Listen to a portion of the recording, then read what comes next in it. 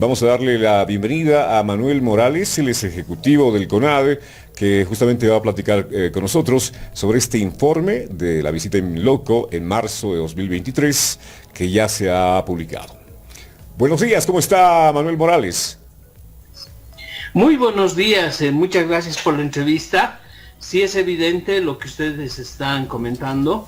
La CIDH hizo una visita el año 2006. Fíjate, hace casi más de 18, 19 años. Y el 2023 volvió gracias a una solicitud. Hicimos más de 20 instituciones de la sociedad civil denunciando graves vulneraciones a los derechos humanos que estaban sucediendo en Bolivia. Acuérdate que estábamos después de las movilizaciones que hubo el 2022, porque el censo se realice el 2023 y no el 2024. Hubo un paro en Santa Cruz de 36 días, yo estuve en huelga de hambre junto a otras personas, en fin. La CIDH aceptó, vino y ahora tenemos el informe, entonces sí es interesante revisarlo y ver qué nos dice este informe. Tenemos 32 recomendaciones para el Estado, entre ellas muchas vinculadas directamente con el tema judicial. Por ejemplo, se habla bastante de este aspecto que ha sido recurrente durante los últimos años, el tema de la detención preventiva, el uso y abuso, se dice. ¿Qué opinión le merece estos aspectos en particular? Bueno, de manera particular, el informe, si bien tiene un contexto, digamos que no lo voy a entrar a debatir en este momento ni a discutir, por ejemplo, en las conclusiones y en las recomendaciones hay aspectos sumamente clarísimos, ¿no? Por ejemplo, vámonos a la conclusión 602, ¿no? Porque así está numerado, ¿no? Donde se reconoce que la justicia penal en Bolivia se encuentra al servicio de la persecución política. Esto es grave, esto es gravísimo, porque además está recogiendo en el informe la percepción que ellos han tenido de diferentes actores de la sociedad civil, pero también de la población. Y de manera específica se señala que el sistema penal, que es por un sector considerable de la población, es percibido como una herramienta al servicio de intereses políticos. También es importante reiterar que en este informe y en otros anteriores, ya incluso la CIDH hizo una crítica a la detención preventiva. Es decir, nosotros somos conscientes que en Bolivia las personas que, por ejemplo, cometen un feminicidio, una violación, delitos de narcotráfico, deberían tener la detención preventiva. ¿Qué significa esto? Que un juez puede dictaminar medidas cautelares y mandar a la cárcel a esta persona por la gravedad. Pero en Bolivia se ha abusado, se ha hecho un abuso descontrolado, sobre todo contra personas enjuiciadas por razones políticas de la detención preventiva, de tal manera que el fiscal, luego el juez cautelar, está mandando a la gente a la cárcel cuando en realidad se tratan de delitos menores o de delitos que están en investigación. Entonces el informe está señalando eso, y la otra parte del informe es que está haciendo una exigencia de que de una vez se haga la reforma de la justicia, y que también hay una parte en la recomendación número 28 que se dice en el informe evitar la prórroga de mandatos judiciales, es decir, está condenando la acción que ha hecho el gobierno y los autoprorrogados o magistrados golpistas allá en Sucre, que actualmente están cumpliendo como si fueran magistrados electos, cuando varios artículos de la Constitución, desde el 183 al 200, señalan que los magistrados fenecen en sus funciones después de 6 años y que no hay reelección posible para toditos ellos. Entonces el informe sí tiene estas partes que son muy interesantes desde nuestro punto de vista. Bien, tenemos más recomendaciones. Por ejemplo, la 29 hace justamente mención a lo que usted decía, establece iniciar de forma inmediata una reforma integral de la justicia. Habla del fortalecimiento de la carrera judicial y de la fiscalía, que creo que es un dato que hay que tomarlo muy en serio, la optimización de la asignación y la ejecución presupuestaria al órgano judicial. Son temas que deberían, creo que, ser bastante analizados por todos en el conjunto y que deberían ser implementados por el gobierno nacional. ¿Este informe tiene qué carácter, señor Manuel Morales? Es un informe de la CIDH, que es la comisión, pero viene en un papel membretado y en el título, en la tapa, está la OEA. Se supone que este informe va a ser considerado en alguna instancia, aunque este es un informe exclusivo sobre temas de derechos humanos. Para nosotros es importante porque el documento también tiene algunas cosas equivocadas, algunos errores, pero a nosotros nos va a permitir elaborar un informe sombra, se llama. Vamos a hacer en base al texto un informe nuestro desde la sociedad civil exigiendo el cumplimiento. Ahora, yo te digo una cosa, no es novedad lo que dice este informe. Ya hubo un informe previo de la CIDH y hubo también informes previos del GEI, cuando vinieron una comisión independiente que hizo una investigación sobre las graves violaciones a los derechos humanos que se dieron el año 2019, y nosotros solicitamos la visita en loco para que vengan los comisionados a ver lo que estaba pasando en Bolivia durante el gobierno de Luis Arce. Entonces, no es novedad este informe. Hay otros informes complementarios de Amnistía Internacional y otros organismos internacionales de derechos humanos, y este informe en cierta forma está tocando temas muy puntuales, aunque hay un contexto todavía de, ¿cómo te diría?, de un respaldo solapado al gobierno, debido a que también ha incorporado en la Constitución cosas muy importantes como los derechos de los pueblos indígenas, pero confunde a veces el informe y no establece las responsabilidades del Estado, porque el Estado es garante de los derechos humanos. Entonces no puede venir a confundir a la población indicando que en Bolivia hay una gran conflictividad y que un poquito más el Estado, el gobierno, es víctima de esa conflictividad. Hay responsabilidades estatales porque cuando se trata de derechos humanos, nosotros somos las víctimas, por lo general la sociedad civil, y el Estado es garante de esos derechos, es decir, ellos tienen la obligación de proteger esos derechos y no lo están haciendo. Hace tiempo ya se viene hablando de que la inversión o la ejecución presupuestaria con respecto a la justicia era insignificante en el país. Justamente este informe, en este punto, esta recomendación 29, de alguna forma recomienda, ¿no es cierto?, la asignación y la ejecución presupuestaria al órgano judicial que tome en cuenta parámetros de inversión anual. ¿Qué opinión le merece este punto? Mira, nosotros hemos sido parte, no sé si algunas personas más han firmado, pero ¿te acuerdas que pusimos las carpas en diferentes lugares de la ciudad de La Paz y a nivel nacional pidiendo las firmas a las personas para hacer la reforma?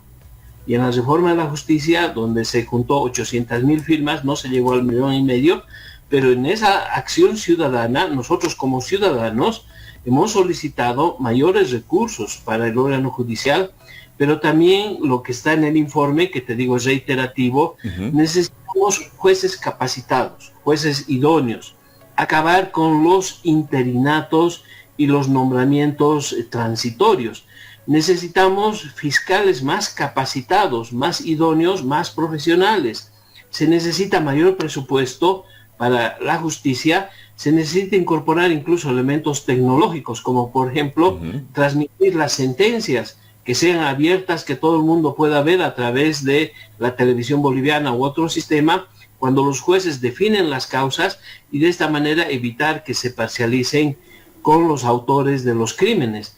Necesitamos descongestionar las cárceles, necesitamos que funcione la justicia indígena, originaria y campesina, que si bien está en la Constitución por la ley de deslinde, ha sido eliminada de las prácticas judiciales en el Estado plurinacional. Entonces, el tema es bien grande, bien complicado, y como te digo, este es un informe que nos da un poquito cosas positivas, pero por el otro lado también da cosas negativas, porque un poco más y los pone, por ejemplo, a los miembros del órgano electoral plurinacional como santas palomas, cuando el año 2019 ellos fueron un factor de fraude muy importante en el país. Definitivamente. Bueno, otro de los aspectos que me llama la atención es aquel que tiene que ver cuando uno se siente vulnerado en sus derechos, suele recurrir a instancias internacionales. Hay una cápita acá que señala que la garantía de recursos judiciales efectivos con el apoyo de un mecanismo internacional independiente que garantice la aplicación de estándares internacionales contra la detención arbitraria y aplicación del debido proceso en cada una de las persecuciones penales que tuvieran posibles motivaciones políticas. ¿Qué opinión le merece este punto en particular? Esto es importante. Te voy a poner un ejemplo para que la audiencia comprenda, ¿no? Por ejemplo, en Bolivia está vigente el delito de terrorismo. pero es un chairo, es una ensalada. O sea, el delito de terrorismo significa, de acuerdo al Código Penal boliviano, el secuestro de una aeronave en pleno vuelo, significa colocar explosivos, digamos, donde mueran las personas en las calles. Entonces es absurdo que estén juzgando a personas por delito de terrorismo. Ese delito debería o ser eliminado o ser modificado de acuerdo a estándares internacionales de derechos humanos. Lo mismo la detención preventiva y lo mismo el debido proceso. Te voy a poner un ejemplo. Hay cositas que están fallando actualmente. Por ejemplo, Luis Fernando Camacho, el gobernador de Santa Cruz, olvidémonos del caso Golpe 1, Golpe 2, ha firmado un decreto, creo, y debe ser juzgado en Santa Cruz. Sin embargo, él está acá en La Paz. Entonces vulnera el debido proceso y el juez natural. Todas las personas que han cometido delitos deberían ser juzgados allá donde viven y no ser traídos en aviones a la fuerza, a la medianoche, para ser juzgados en La Paz. Por ejemplo, esas cositas hacen referencia a los estándares internacionales que señalan que el juez natural debe ser respetado, que se debe respetar los derechos humanos de las personas y garantizar el debido proceso. Hay puntos varios que definitivamente serán analizados en los siguientes días, y uno que también me llama la atención es la recomendación 30 en este caso, que sugiere investigar, juzgar y sancionar, además de reparar con la debida diligencia de casos de graves violaciones a los derechos humanos. En el país se habla de muchas violaciones de derechos humanos y esta recomendación 30 sugiere justamente la reparación. Sí, además es muy general. Yo también lo he leído, este parágrafo 30. Es tan cortito, ¿no? Sí. Se dedican a escribir párrafos grandes, casi una hoja, sobre diferentes temas. Y en este que es vital, sobre los derechos humanos, es sumamente corto el párrafo. Y la pregunta que la gente se hace es, ¿se violan los derechos humanos en Bolivia? ¿Se han violado los derechos humanos? Y por supuesto que sí, es cierto. Por ejemplo, hay personas que han fallecido en el Hotel Las Américas, en las movilizaciones que hubo en La Calancha, hubo un enfrentamiento donde murió un ex viceministro, el señor Illanes, acá con los cooperativistas de Guanuni, hubo represión en el tema de Chaparina, ha habido muertos en distintas movilizaciones. En el año 2020 a un policía le disparó un gas lacrimógeno en la cara. Ha habido una infinidad de personas que han ido muriendo, pero también ha habido agresiones a la prensa. Y eso es otro tema que está en el informe, pero está muy suave. Es decir, dice los periodistas, los trabajadores de la prensa y los medios de comunicación y la libertad de expresión son víctimas de esta conflictividad. En otras palabras, nosotros los ciudadanos también los agredimos a ustedes. Eso es cierto en cierta forma. En alguna movilización yo he visto que al camarógrafo le están sonando, no quiero que me filmes, no ve, le tapan. Así es. Pero una cosa es eso, y otra cosa es que venga un policía y te mete un gas. Otra cosa es que las autoridades que tienen el monopolio de la violencia hagan corretear a los periodistas, o los gasifiquen, o los detengan, o les quiten sus máquinas, sus herramientas de trabajo, las destruyan. Otra cosa es que el Estado, por ejemplo, utiliza la publicidad estatal para coartar la libertad de expresión, para que haya autocensura. Otra cosa es que existe una presión y varios medios de comunicación se hubieran cerrado por razones de la pauta publicitaria estatal. Eso es cuando el Estado funciona y vulnera derechos. Entonces, tiene que haber mayor equilibrio también en este tipo de informes. Y el punto final también hace referencia a los privados de libertad, ¿no? Y con esto de este tema de la detención preventiva, hay hacinamiento en las cárceles, de repente se ha visto todo aquello y se recomienda además darles condiciones a los privados de libertad. Es otro de los temas que seguramente también se está analizando. Mira, ¿desde cuándo existe la cárcel de San Pedro en la ciudad de La Paz? A finales de 1800 fue construida. Durante 1900 se pensaba alojar ahí aproximadamente a 200 presos y hasta 500. Hay momentos en que esa cárcel tiene 3000 personas hacinadas. Se supone que el régimen penitenciario debe clasificar a las personas que transitoriamente están ahí o que definitivamente con una sentencia ejecutoriada. ¿Cómo puedes meter a una misma cárcel a violadores, a asesinos, a narcotraficantes, con personas que están por una deuda por pensiones, por ejemplo, ¿no? Entonces, es una barbaridad. Se suponía que con la construcción de la cárcel de Chonchocoro, El Abra en Cochabamba o Cantumarca en Potosí, esto iba a cambiar, y no es así. La cárcel de mujeres de Obrajes, la cárcel de mujeres de Miraflores, sigue como hace 50 años atrás. Entonces, necesitamos una reforma. Mientras tanto, el gobierno, el Ministerio de Gobierno, cada día, y la justicia, cada día tiene más bienes inmuebles decomisados al narcotráfico. No los utiliza para habilitar nuevos centros penitenciarios. Entonces, hay una crisis en el tema penal, pero yo creo que esto se va a solucionar cuando también se cambie el gobierno actual, porque si seguimos con las actuales autoridades, esto va a seguir al infinito.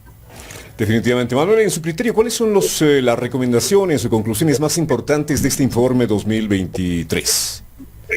En este momento, el hecho de que la persecución penal, el hecho de que se haga de una vez las elecciones de magistrados, la reforma judicial.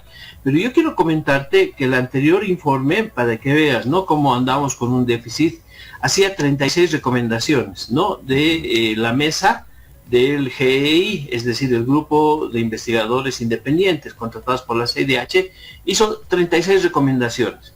Y cuando vinieron la última vez, el ministro Iván Lima reconoció que solo había cumplido 2 y pidió 2 años para cumplir las 36 recomendaciones. Este informe tiene también una cantidad muy grande de recomendaciones, además de conclusiones. Esperemos que el ministro Iván Lima y el gobierno de Luis Arce se pongan las pilas y den cumplimiento, aunque sabemos que eso casi va a ser imposible. A propósito de los plazos, ¿hay algún plazo para el cumplimiento efectivo de estas recomendaciones? No, no hay ningún plazo más que la voluntad política, y eso también se menciona en el documento, la voluntad política que tenga el gobierno de hacer cumplir esto. Nosotros desde la sociedad civil queremos pues una reforma inmediata. Queremos, el año pasado deberíamos haber elegido magistrados. Queremos que este año de una vez se haga la preselección, que se cambie a los golpistas que están en Sucre usurpando el cargo de los magistrados sin haber sido electos por voto popular, como dice la Constitución, y queremos que los nuevos magistrados, por lo menos 1, 2, 3, sean honrosas excepciones, y que a la cabeza de ellos también se haga la reforma desde el órgano judicial. Es una exigencia que nosotros tenemos, ojalá que se dé, y mientras tanto nosotros desde el CONADE y como investigadores independientes seguiremos insistiendo que en Bolivia tiene que respetarse los derechos humanos como una máxima de cualquier gobierno. Manuel, le queremos agradecer por su tiempo para atender nuestro requerimiento y lo estaremos convocando en unas siguientes jornadas. Muy amables a ustedes, muchas gracias, y estaré al servicio de ustedes cuando me convoquen. Hasta luego. Buenos días. Era Manuel Morales Álvarez.